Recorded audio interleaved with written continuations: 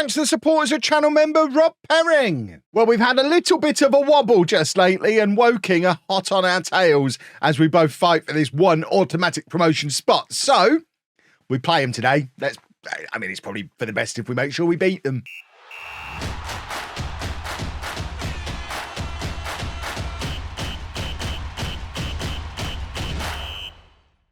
Hello and welcome to part 17 of Non-League to Legend. I'm Kevin. Coming up on today's episode, we have that top of the table clash against Woking. We're also away against Halifax, who are just at the bottom of the playoff picture. Since you were last with me, we've played a few matches. I think we had Wolves and Boreham Wood in the last episode, didn't we? So 3 wins from 4, just the 1 defeat against Bromley, a frustrating defeat as well. And we've struggled a little bit with player availability, fitness, injuries, that kind of thing during that run as well. So I think we've done quite well to still be top of the league at this point. But as you can see, things are getting pretty tight at the top here. We are still 5 points clear, but it's clear of Woking, who have got a game in hand and play us now. Obviously, if they beat us and win their game in hand, they will assume the position at the top of the National League, and then we are in for a pretty rough rest of the season because we still have no money to spend on players despite all the money we brought in with the FA Cup run. Our squad is tiny,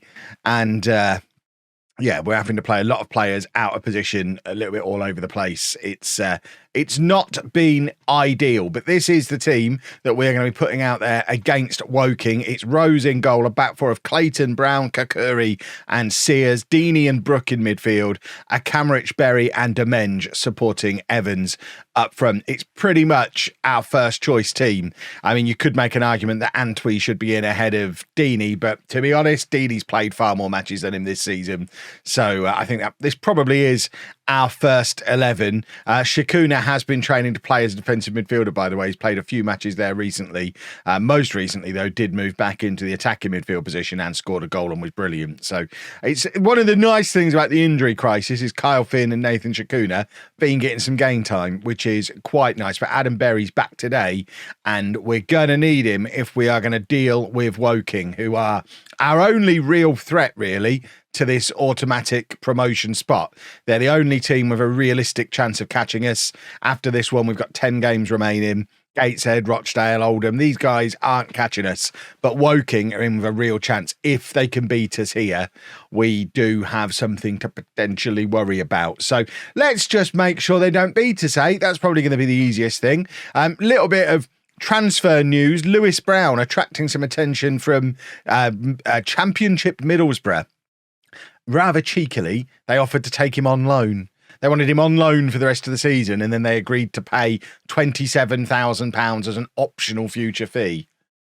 We turned that down, as you can imagine, and then gave him a pay rise and a new contract, and they've gone away. The window is closed, so no more worry there for now.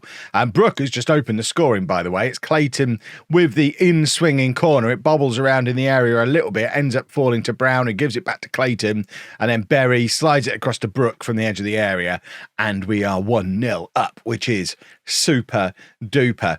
Kakuri is also attracting a little bit of interest from bigger clubs, as are Berry and Camrich. Basically, our prized possessions, our fanciest youth players that we brought in towards the end of last season are all starting to catch the eye. Interestingly, catching the eye before me. I think I'm probably as surprised as anybody that after getting promoted last year and being top of the league at this stage of this season, I'm quite surprised there's been no interest in me from Football League clubs. Not that I'm looking to leave. I'm enjoying life in Tamworth. I've just moved into my lovely flat above the ironing shop. I'm having a lovely old time, so I'm not looking. But at the same time, I am still very underpaid for the job that I'm doing at this football club. And I mean, it wouldn't be that hard for even a lower League Two team to drag me away just by offering me a full-time job, which of course I am still part-time here at Tamworth. And I wonder if that's maybe what's holding clubs back from making an offer, or maybe the fact I signed that new contract when I did. Perhaps managers work the same way as players, because I know if you try and sign a player just after they've signed a new contract, they'll always say no. So maybe the game also works in the way of, well, I signed a new contract with Tamworth back in November, so maybe there's that same 6-month calling off period and I just won't get any offers over the course of the rest of the season. and we'll have to wait until the summer. And it's less likely to be as tempting. Oh, good. This is still happening. It's less likely to be as tempting a job offer if it happens in the summer, because there's going to be, it's going to be basically mid-season. You're more likely to get a club who are panicking, maybe League One, maybe the Championship, and you can go in and do a rescue job. You don't get so much of that in the summer. That is absurd. The fact that that's happening on the 2D as well. I genuinely don't know what to say. That's bonkers. Let's go back here. Oh, it's still happening on this view. Oh, please, Football Manager, won't you just fix that problem? That is, it's a big problem. It's literally happening in the background now at half time. Fantastic stuff. Love that. I mean, that's just got to be fixed. Is there any view we can switch to and make that go away? I am in regular contact with the guys at Sports Interactive who are trying to find me a solution. There you go. Apparently behind the goal is working at the moment. No, it's not. Oh, my word. I mean, Sports Interactive, you have got to sort this out. This is a major problem. And I know it's not a problem that everyone is having, but there are enough people in the comments section and on Twitter every day confirming to me it's happening to them. There is a significant subset of players who it is happening to. And we can't work out why, because every time we come up with a theory, it gets disproven. The fact that it's just happened on 2D, no idea. Absolutely no idea. Please fix it. Hopefully it won't happen again on today's episode. I've just done all those in-betweeny matches and didn't have it happen once. So it does just seem to be almost random, which I get probably makes it a little bit harder to fix. But I'm going to stop talking about it now, because if it's not happening to you, it's boring. And I apologise for keep going on about it. But it is causing a problem. Right, Finn's coming on. And we're also going to bring on... see, we're so limited in who we can bring on. I want to kind of freshen up. I want to take Evans off as well, but we don't really have anyone. I guess we can bring on Shakuna for Evans. Actually, we can't, because the player I would have pushed forward is a Camrich. We don't have anyone who can come on and play centre forward. Well, then, we'll just do one change, I guess. No rule that says you have to make two changes. There's nobody particularly tired. So I guess we'll just keep things as they are. That was a weird piece of defending there. It was one man playing an offside trap on his own, and it somehow led to a penalty. This is the second episode in a row. I don't have any idea what that penalty has been given for there. The match engine is not showing me the penalties properly. You basically got to be reading the text at the bottom to know what penalties are being given for. So your guess is as good as mine there, because whilst trying to make a video, I was kind of focusing on what was going on in the match and not reading all of this at the same time. I only have 2 eyeballs. Right. I guess a draw wouldn't be a disaster, but it certainly doesn't deal with the Woking problem. Let's get Shakuna on. And Deeney is tiring as well. We don't really have anyone who can slot in there. We have played Ryan Sears there like once. I don't think that's necessarily the solution today. What we could do, here we go. We can take Deeney off. We're going to bring on Idahen. We're going to move Shakuna around to there. And we're going to put Clayton up there and put Finn in the middle. The one advantage this does give us is because Clayton's 6'6", he's not great in the air, but we've played him there a couple of times, and it does get him into that far post position when the crosses come in from these guys. And although he's not great in the air, being 6'6" makes him a threat, and he has got a couple of goals from that position. So it is an option to throw him up there and just have a big guy go up into the attack. But yeah, it's not led to a win. I guess in the grand scheme of things, not a terrible result, because at least it means Woking, it's in our hands again. If we win every game for the rest of the season, we are going to win the league. There's 10 games left. It's a 5-point gap. Woking have a game in hand. We really, really, really need to go and get a result out of Halifax, though. Right, couple of changes for the Halifax game then. I've decided to finally give up on the inverted fullback. We've just had Sam Paul come into the office and demand more football again. And actually looking at him compared to Sears, he's probably the guy we're going to be sticking with next year. He's younger. He's got more potential. So this is his best role. So I think we get him in the team now. And get us playing wing backs on both sides, and it'll be fine. The balance to that will be giving Cameron Antwi yet another go. I mean, he's under contract for another year and a bit yet, so we need to try and make a success of him. Ellis Deeney, as much as he's been useful the first part of the season, is not playing well lately, so I think it might be time for Antwi to have a little bit of a run in the team. So let's get us submitted. My worry, of course, with Antwi and any suggestion of getting a run in the team is that every time we've tried to give him game time previously, he's ended up getting injured almost immediately, if not before he's been given the opportunity. Remember, started the season with an injury, so he is very injury prone. But with Deeney old and in decline and out of contract at the end of the season, and the only other option we've got for that central midfield position, Shakuna, we kind of need to force something out of Antwi.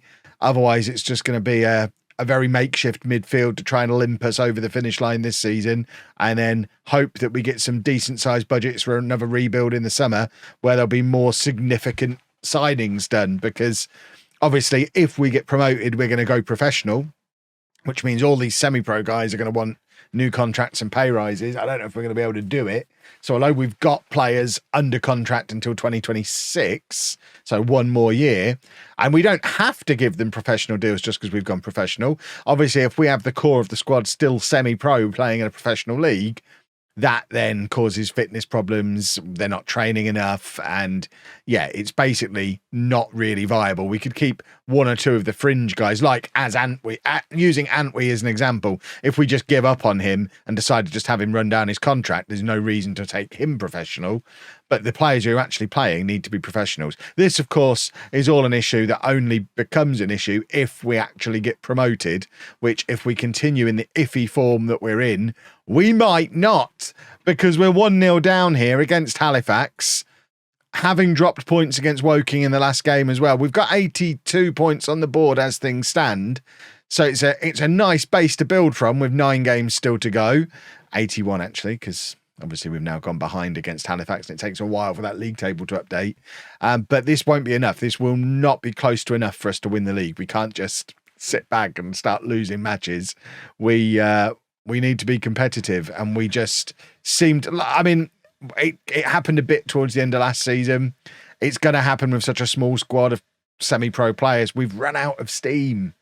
We've accumulated fatigue and tiredness and injuries, and we just don't have, and players have fallen out of form, and we just don't have anyone else to bring in and rectify that. We can't even change the tactic because we don't have any other players to play a different system. So we are kind of stuck with just hoping that what we've done so far is enough if we just continue doing it. It might be a little bit ambitious. We're bringing Shakuna on. We're going attacking. And we are just we're crossing fingers. I seem to be crossing my fingers a lot in videos at the moment. We are crossing our fingers. We're going to demand more, and we're going to hope that someone decides to step up and become a hero in the final 10 minutes or so of this game, because at the moment it is not going well. Deeney's coming on in midfield. See, that's not ideal. Having to make a change like that, it's a long way from ideal. Deeney was a panic buy at this time last year. When we hit this problem this time last year, Deeney was one of those players we panicked and brought in. We got that old man left back as well. The difference, of course, between this year and last is last year we had that little bit of spare budget to be able to do it. But Curry, has that been given? Has it been given? I think it's been given. The referee looked like he was waving his arms around, but I think it's been given. It's an 11th goal of the season for Curry, who's basically taken up the mantle of Cullen and Liebert of being the set-piece threat. And that goal could be huge for us. 1-1 extends the lead over Woking back out to 5 points again. Obviously, they still have their game in hand, so we are by no means secure, but at least we haven't lost. And that's got to be a positive thing, right? Oh, this league table is looking terrifying. Okay. Hopefully, in tomorrow's episode, we're showing you us win the league. There was a chance I'll be showing you us bottle it and end up in the playoffs. But one way or the other, we're going to get this season wrapped up tomorrow. and see what happens. If you've enjoyed that, please make sure you leave a nice big thumbs up on there for me. Subscribe to the channel for daily Football Manager videos.